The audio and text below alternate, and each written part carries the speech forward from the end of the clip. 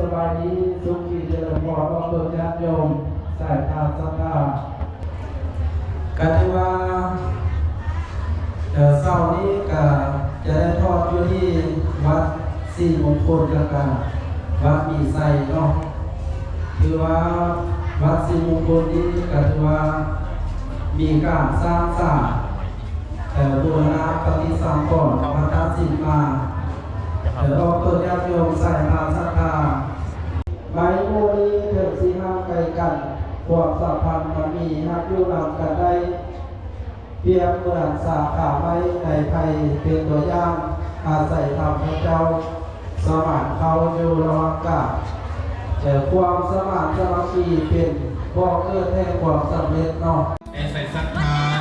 ได้มาทอดต้นสามัคคีแล้วเนาะกันที่ว่าหรือว่าอยากจะมาหัวมุโกนะบริจาคทางหน้าก็ได้เนาะหรือว่าทางจากสถานยังสับ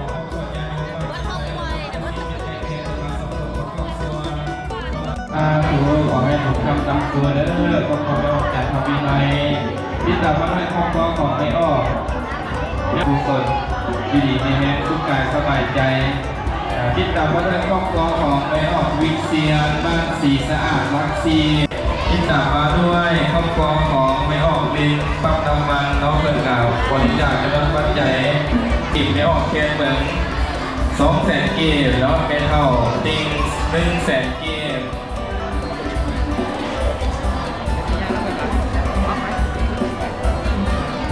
เอาสาธุมาอีกแล้ว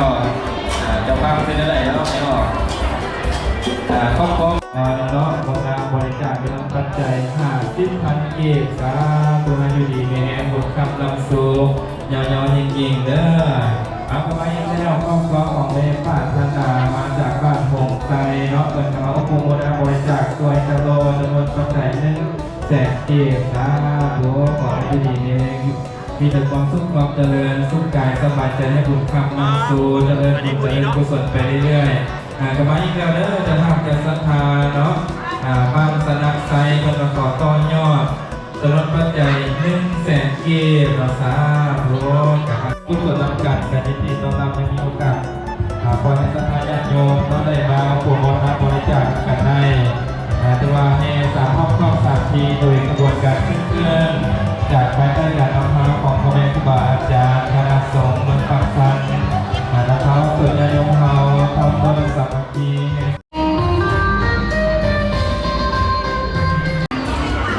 ขอบใจเด้อที่ทำให้ครอบครัวของแม่ออกเปบ้านหงไซวันนะบริจาค50,000 เกมสาธุขอให้บุญคำตักสวยเด้อครอบครัวแม่ออกเปเอาบ้านหงไซที่ตามมาด้วยครอบครัวไม่ออกดำบ้านหงไซ50,000 กีบสาธุขอให้ยืดดีมีแรงสุขกายสบายใจบนข้าวน้ำโซ่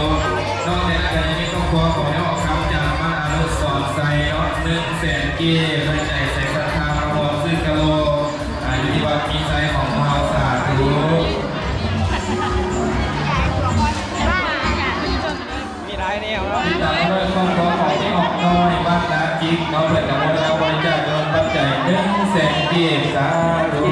กรรมการทำเป็นที่เรียบร้อยแล้วขอพรแก่ประเสริฐเกิดมีแก่ครอบครัวทุกท่านเด้อสาธุเอาเกิดให้น้องแต่มาแล้วแต่ว่ากันกินข้าวกินน้ำเนาะรับประทานอาหารไปไหนไปเรื่อยมาอีกแล้วเกี่ยวกับศรัทธาเด้อครอบครัวของไม่ออกครูบาบ้านอรุณสอนใส่วัฒนบริจาคปัจจัย100,000 กีบสาธุขอให้เป็นบุญเป็นกุศลบุญคำนำสู่ยอดจริงๆสุขกายสบายใจอายุมันควรยืนอยู่ดีมีแห้งมีแต่โศกแต่ใสซึ่งตัวขอให้บุญคำนำสู่อยู่ดีมีแห้งที่ตามมาด้วยครอบครัวของแม่ออกแค่เนาะ100,000 กีบ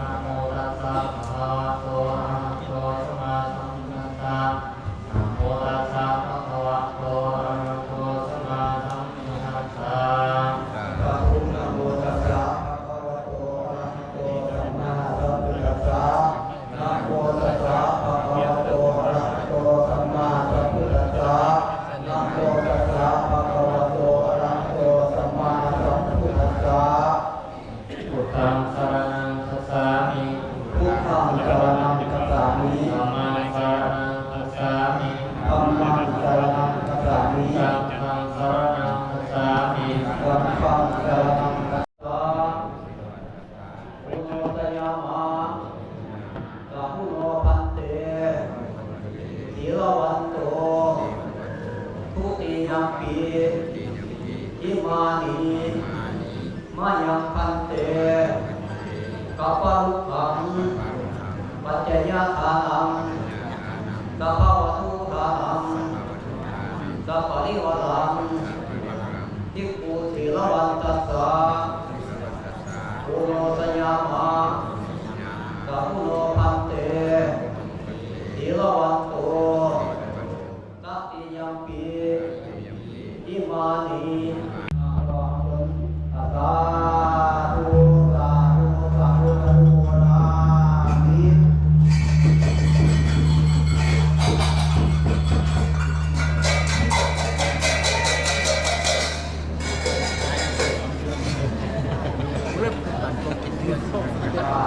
ตัมปิมังปัสสังสัจจันตันนังกะโรมาองค์สมเด็จพระมุนีนาถาผู้มีพระภาคศาสดาจึงทรงกับพระธรรมเทศนาว่าเป็นเบื้องก่อนศิษย์บุคคลทั้งหลายผู้ใดมีจิตใจศรัทธามาก็สร้างกับปาลุกังกับยังต้นกับปาลุกังถวายบูชาคุณทางละตักแต่ทั้งสามประการนี้ นวัจจานวัจเจตัทวาอัมเมยุปมังปัจจตังมะยังอัมโมปฏิปันนาตุอัจฉริตังกาลันทะเวสังวิตุงวะธัมเมกายเยนวัจจานวัจเจตัทวาสังเฆอุปมังปัจจตังมะยังสังโฆปฏิปันนาตุอัจฉริตังกาลันทะเวสังวิตุงวะธัมเม กายกัมมังวาจีกัมมังมโนกัมมังสัพพะปะปังพุทธังอะโหสิกายกัมมังวาจีกัมมังมโนกัมมังสัพพะปะปังธัมมังอะโหสิโยสุเกเตกายุโกภะวิวานาเสสนิจังโมทาปัจจายิโนจัตตารโอธัมมาวาทันติอายุวันโนสุขัง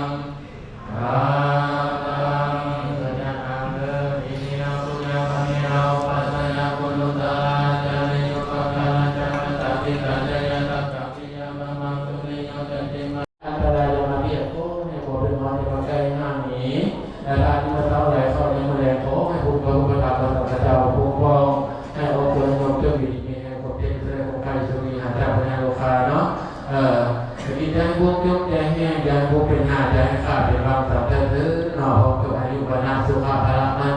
อันนี้ทุกคนเด้อ